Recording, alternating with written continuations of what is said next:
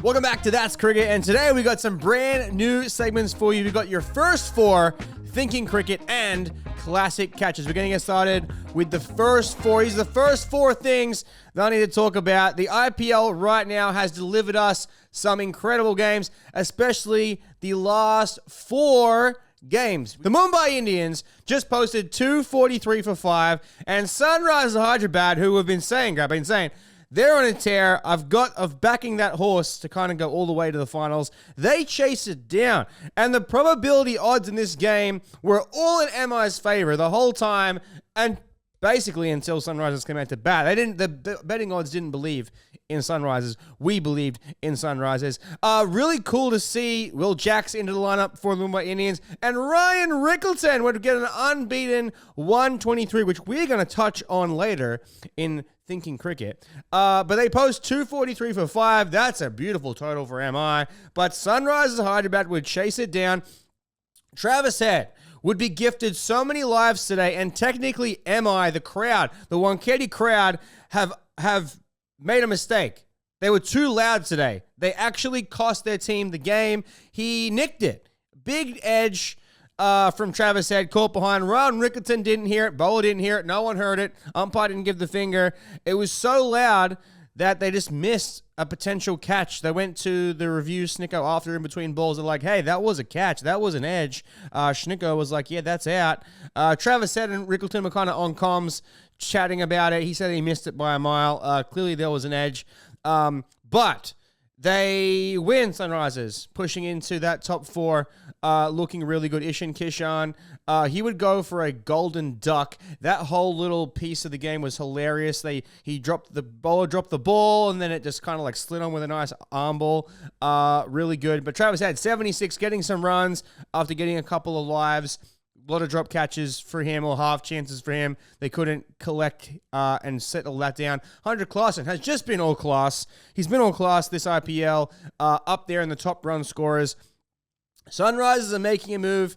They are looking really good. If you go back one game, we saw the Royals take down the Punjab Kings. The Punjab Kings were undefeated going into this game. They post 222 for 4, which you would think is a good score. But for them, you think they could do a little more. They had been scoring much more than that.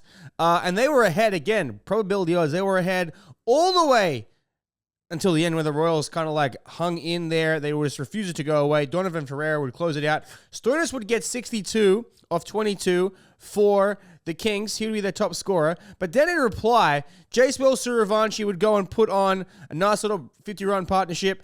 Jaiswal would get 51 off 27. Suryavanshi 43 off 16. Suryavanshi just hits the ball so far with so much power. The way that he swings the bat, it's incredible, especially considering that he's 15 years old. And Donovan Ferreira closed it out for them. Closed it out for the Royals. He bats really well. He bats for TSK here in the MLC in America.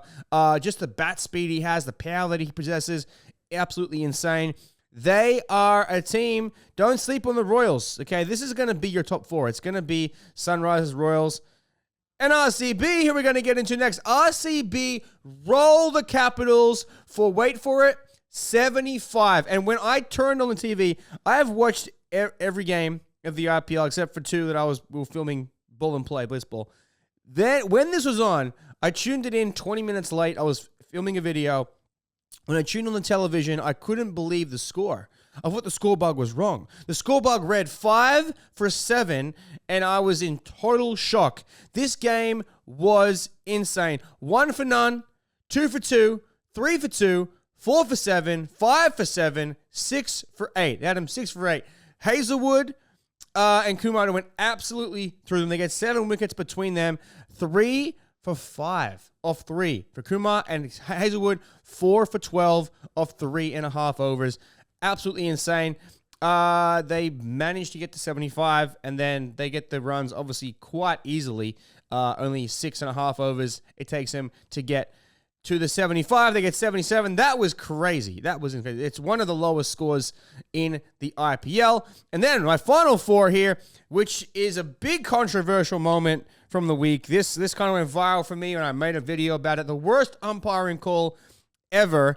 The obstructing the field in the KKR Lucknow Super Giants game. Now, I posted this video, and to my surprise, the inventor of the RPL, the man that created the RPL, Lalit Modi, he retweeted on Instagram and on Twitter, and then on Twitter, he retweeted it again with more thoughts on my take on this. He loved my take on this shouldn't be obstructing the field. It should not be obstructing the field. Now, the rule randomly is missing from the MCC laws. Now, when the rules of cricket, we have laws, but the actual laws don't have this rule in it currently online. The IPL obviously have the rules of the game. They have those rules stashed away. You are able to find it. I had to use AI in the cloud to kind of find this rule. But the rule itself does need to change. There is a flaw in this rule, which I feel it doesn't give leniency to the batter to get back to their crease when they cross paths with the ball. If any logical person watching the game, like the thousands of people that commented and liked and shared this video that I posted, it's that he was simply turning around and making his way back to the crease. The batter can't be penalized for just getting back to his ground when he crosses paths with the ball. Now, to the letter of the law, the third umpire decided that it was out. Okay, letter of the law, I think you're wrong, you're out.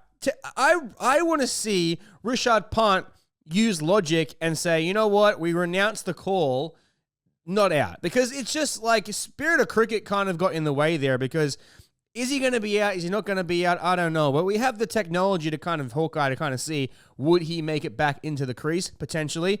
But it just felt wrong. When people are saying that he got to the center of the wicket and he shouldn't have run on the wicket and he had eyes for the ball, the comms were saying he has eyes for the ball and he turned and interfered with the throw. Well, he had to have eyes for the ball because he's running to the other end. You would have eyes for the ball naturally. It would be not cricket for you to not have eyes on the ball. If you're running to the danger and you want to see where the ball is, he's batting in his right hand, has to turn to his left side and make a U-turn and come back. I just feel like it was a terrible, terrible call. In the end, KKR win. This was, I don't know how they won. Rinku Singh put on a crazy performance. He would score 83 off 51 and take 4 catches.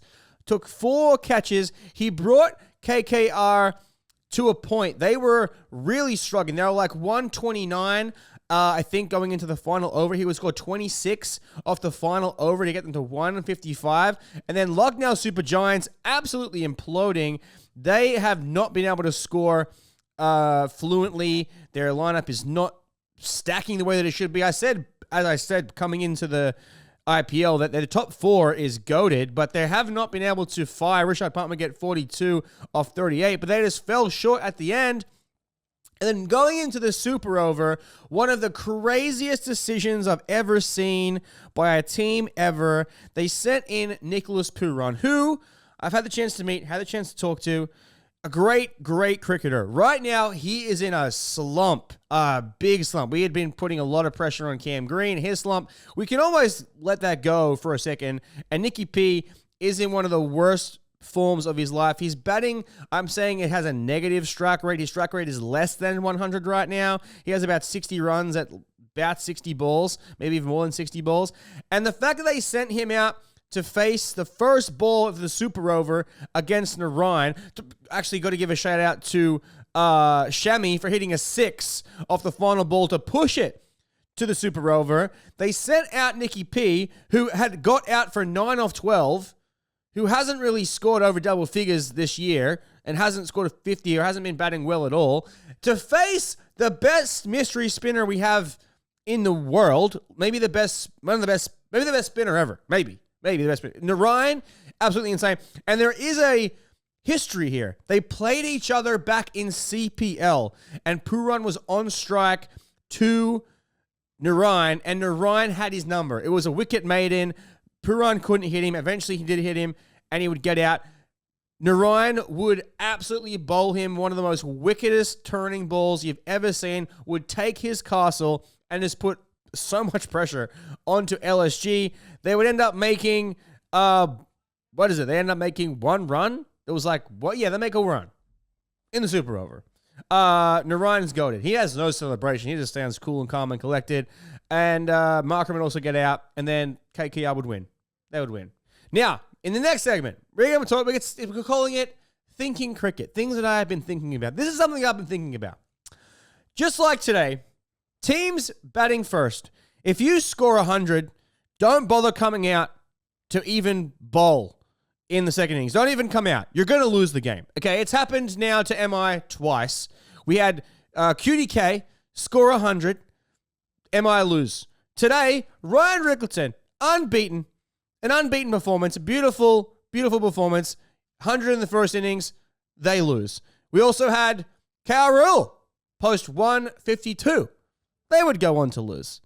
And I feel like there's one more. I said there was 4. I don't know why I'm skipping right now a beat on who the other one is. But there is a trend on scoring hundreds in the first innings and then losing, which is kind of crazy. I don't know how common this is. I feel like I haven't seen this too much in cricket to have 100. Normally, you score the 100, you're the team that's doing the best.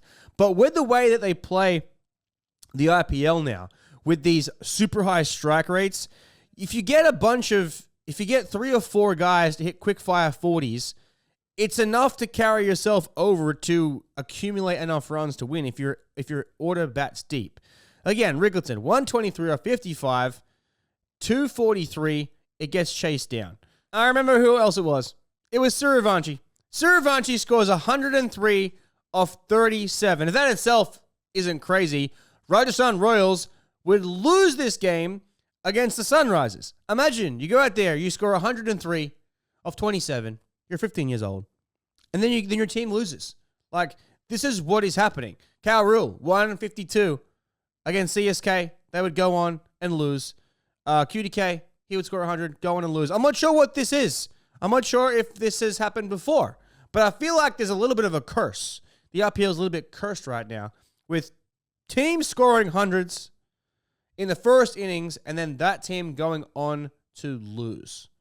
Let me know your thoughts on that. That's what I've been thinking about. That's what I'm thinking about. That segment actually was quite short. That was a short segment. I might have actually been shorter than the first 4.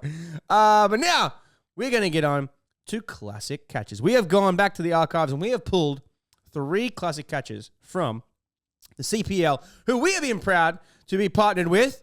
And Grab, hit me with the first classic catch here. The first catch, it is this one right here. Oh, what a specky. What an absolute specky right there. This one feels like goalkeeper going sideways. It's also rare to see them go hands this way. That's kind of rare. Oh, it's going to the side. Oh, it's going to the side. His hands are facing back towards the ball, which is normally kind of hard to see. I don't know if it can get dragged across. We can have another look at how his hand position was. But the hand position here for me was kind of crazy. It's kind of crazy, the hand position. It feels like a goalkeeper. Here we go. Right here. So Hetmeyer, big slice of the bat, and then technically, I think this actually could have been a no ball. No, it could have been a no catch. With some of the contested ones we've had, you think about Mitchell Stark, some of the ones we had during the Ashes and stuff, that could be a no catch. It could. I feel like he rolled his hand down, and after this footage, Hetmeyer went off as he was walking off. He was kind of arguing with the umpire, like, is that out? Is that not out? As he put his hand down. But that was a great catch. That's your first catch. That's catch number 1. We're gonna go to catch number 2. Oh, keeper's catch to the right, diving to the right, one hand. Devin Thomas here with a one-handed specky. Love seeing this, especially as a keeper. Now, it makes it look a little bit more flamboyant. I feel like he went the wrong way ever so slightly. Sticks the mid out, does the fly and the roll. Also, shout out to the wearing the scarf. But that is a great catch. That is your catch number 2. And then catch number 3. I mean, I could be biased. I think this could be one of the greatest catches ever right here. Ah! Akil Hussain, the one-handed over the back, high jump, stop like Superman. It's like a Spider-Man, kind of like landed. It's and then the celebration after is fire. Nicky P gets way out there on the crease and then jumps one-hander over the back, spins around, has to stop himself. To be clear, if he touches the rope there, that's 6. So he's going to try to stop his momentum. And then the spray that Nicky P gets after is insane. You don't normally see the spray. Let's just watch it again. This is like Odell Beckham Jr. You know what I should do? I should clip that out. I should click Odell Beckham Jr. catch to this. It's very similar. And this a hyped up celebration. You love that. But I think that could be my favorite. I want you to let me know in the comments which was your favorite, A, B, or C. This is going to be your C right here. Ah! That's sick. Put that to music. Right there. Akil Hussein with the classic catch right there. Team, that has been your That's Cricket show of the day. Let me know your thoughts below. We're running a new kind of style here. We're going to be putting in a lot more clips, a lot more footage into these, and some cool, funky segments. Trying out that first 4. It really was 5. I feel like it should be a penalty 5 runs. I feel like my little 100 first innings was a little short, but that's okay, team. I hope you guys found it interesting. Team, That's Cricket.